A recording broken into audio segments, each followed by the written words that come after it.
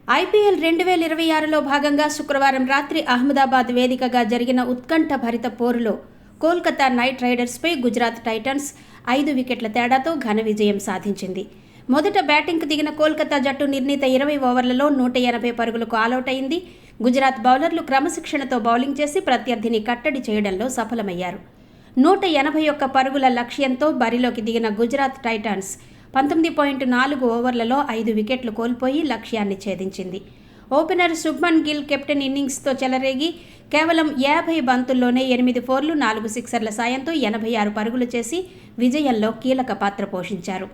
మిగిలిన బ్యాటర్లలో Sai Sudarshan, Jos Buttler పర్వాలేదనిపించగా చివరిలో రాహుల్ తెవాతియా, షారుఖ్ ఖాన్ నాటౌట్గా నిలిచి జట్టును గెలిపించారు. కోల్కతా బౌలర్లలో వరుణ్ చక్రవర్తి 2 వికెట్లు తీయగా వైభవ్ అరోరా, సునీల్ నరైన్, రమణ్ దీప్ సింగ్ తలో వికెట్ దక్కించుకున్నారు. అయితే గిల్ విధ్వంసకర ఇన్నింగ్స్ ముందు వారి ప్రయత్నాలు ఫలించలేదు. ఈ విజయంతో గుజరాత్ టైటన్స్ టోర్నీలో తమ జోరును కొనసాగిస్తోంది.